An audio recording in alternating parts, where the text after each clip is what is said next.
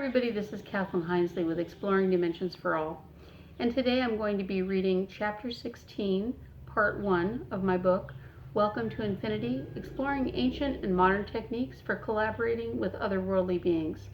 This is in the third section of my book, which is titled Pathways to the Future, and goes through some modern experiments and techniques that people are using to communicate with the spirit world and other dimensional beings and travel to their realms. All right, so chapter 16 is called Rendering Our Help. Now this does bring up the possibility of negative entities and ghosts that are trapped in negativity. And I just wanted to let you know that I do have a video on this channel called Freeing Ghosts. So if you're interested in helping ghosts to free themselves from the earthly dimension and you feel safe doing it, I strongly advise you to watch that video. All right. Thus far, I have been developing a case for increased contact among human and non-human entities. My studies and personal experiences have convinced me that many spirits and alien beings are more than happy to lend us their assistance. Collaborating with spirits was seen as an essential part of life in the earliest years of human civilization. Native peoples recognized that the spirits of plants and animals possessed special knowledge that could be used to enhance the effectiveness of farming, hunting, healing, and other human endeavors. The spirits of ancestors often served to protect individuals from harm and sometimes relayed important information concerning destiny or duty. Today, many people are benefiting personally from contact with spirit guides and guardian angels. Alternative healing professionals are utilizing spirit communications to heal their patients, and messages received from non-human entities are addressing matters of global concern. Channeled messages frequently convey information critical to the maintenance of human health and/or stress the importance of preventing further damage to the Earth's environment.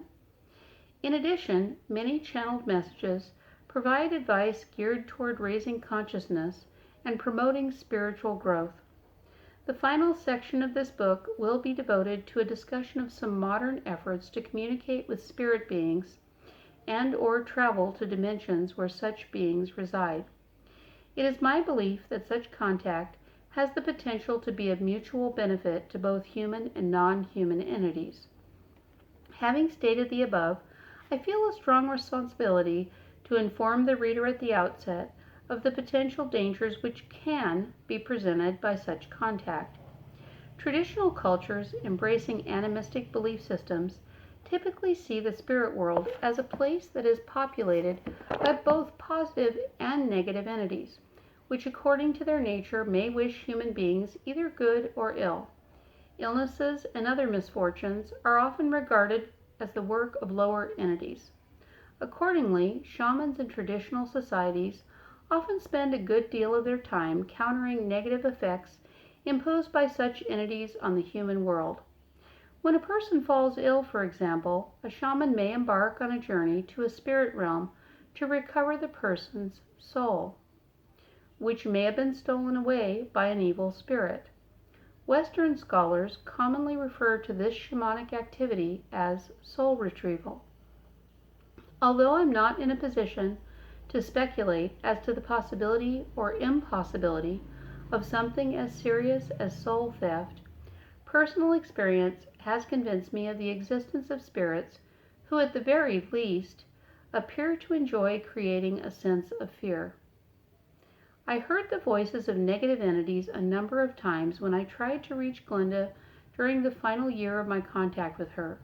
Hideous laughter, insults, and horrible noises entered my awareness on several occasions and produced anxiety.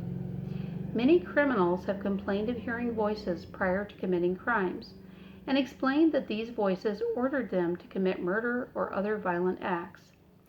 Perhaps some of these individuals actually heard voices from the spirit realm and mistook the words of negative entities for the will of God. If negative entities do exist, it would certainly behoove us to be aware of their intentions and take steps to make certain that we don't commit acts of inhumanity on their behalf. Another potential danger of extra-dimensional travel cited by some modern explorers is the possibility of mental illness. Certain methods discussed in this book, such as remote viewing, shamanic journeying, and lucid dreaming, may have a tendency to blur the distinction between this reality and others. Finding out for certain that other dimensions are real and that the universe is populated by numerous non-human entities is certainly a mind-altering experience. Yet there is no reason why a person need give up personal control of his or her fate, destiny, or actions simply because he or she is exposed to a larger reality. We always have access to discrimination and free will and can use these as a means of protection. I would simply counsel readers wishing to explore options for otherworldly travel, including those presented in this book, to consistently monitor their feelings and intuitions while experimenting with various methods. I noticed, for example, that I had some negative reactions to the journeying experience described in Chapter 7. At the end of the class, I had the sensation of being only partly whole, as if a part of me had been left behind in another world. I felt as if I were still experiencing things from another vantage point. Because of this, my ability to concentrate was greatly impaired, and I found it difficult to drive myself home. Shamanic training in native cultures is typically a lengthy process that provides aspirants with a wealth of knowledge that can be used to surmount difficulties encountered in altered states of consciousness. I received very little training prior to undertaking my journey to the underworld, which could explain some of the side effects I experienced upon my return. I am left to wonder whether people living in Western societies today possess enough information about shamanic journeying to undertake it safely.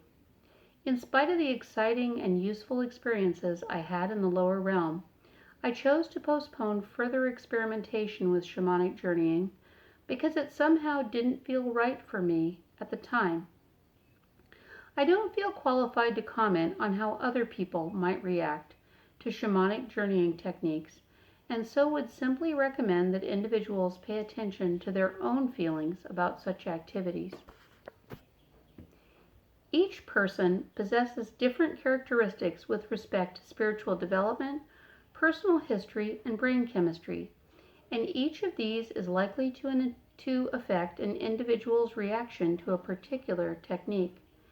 In spite of the great antiquity of many techniques for otherworldly travel and human-spirit collaboration, it should be kept in mind that both newly developed techniques and modern adaptations of ancient ones are still in their infancy.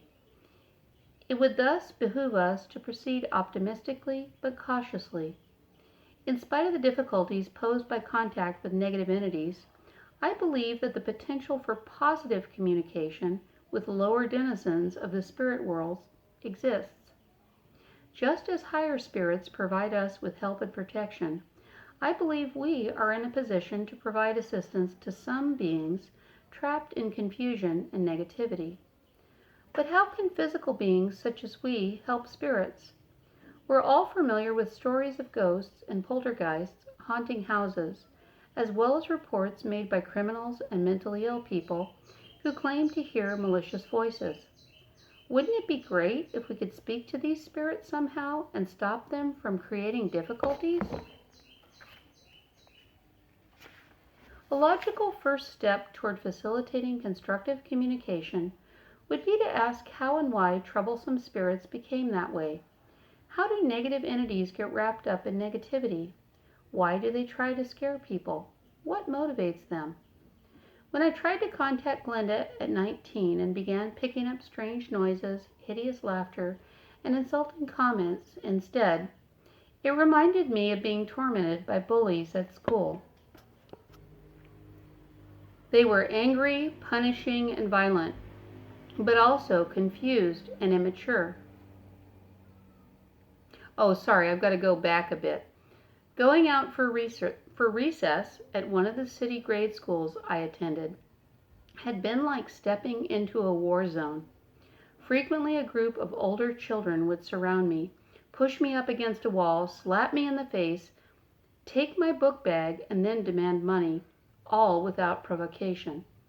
The spirit voices resembled the angry, confused bullies I'd encountered at school. They were angry, punishing, and violent, but also confused and immature. In the Tibetan Book of Living and Dying, Rinpoche explains that spirits in the death realms are given many opportunities to cast aside illusion and choose the way of light.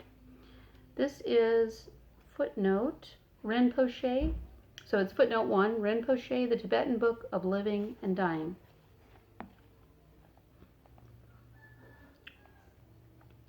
The very purpose of the Tibetan Book of the Dead is to assist the spirit in making the right choices as it passes through the death realms. The Egyptian Book of the Dead also describes the challenges to be faced after death, so both the Tibetan and Egyptian Books of the Dead. The outcome of these choices and challenges results in positive or negative experiences for the deceased. If we look at choices made in life and after death in terms of choosing light or darkness, strength or weakness, love or hatred, we begin to see that the nature of the game is choosing a place for oneself in the universal dichotomy. In death and in life, the choices we make begin to alter the character of the reality we experience. If, for example, an adolescent commits a crime, a choice of darkness, he or she may end up in juvenile hall. The experiences he or she faces there begin to mold his or her view of reality. It is likely that many of the youth's comrades will be angry and tell stories that support the view that the world is an unjust place, a place in which no one can be trusted and one must look out for oneself. The selfishness resulting from such a view, which is, of course, predicated on fear and anger, may in turn influence the youth's future behavior, which may then result in a life of crime and negative experience. According to the Tibetan tradition, travelers in the death realms may encounter a similar fate, one in which negative habits can have a snowball effect and impact future experience. One's visions can take on so much reality that it becomes difficult to perceive them as self-generated. And that is footnote 2, IBID, pages 289 to 294. Like a youth who finds him or herself in an environment that seems to nurture confusion, a spirit may also find itself trapped in a cycle of negative thought and experience. The first step in helping lower entities is to understand their pain. Rendering assistance may then become possible. I gained some personal insight into this pain when I traveled to Michigan several years ago. A friend there, who was studying to be a parapsychologist, invited me to visit a house where poltergeist activity had been reported. My friend remembered my experiences contacting Glenda and hoped I might be successful in picking up information that would help him crack the case. All right, so that's the end of part 1 of chapter 16, and I'll continue with part 2 in the next video. Please give this a thumbs up if you liked it, and I look forward to speaking to you again. Have a wonderful day. Goodbye.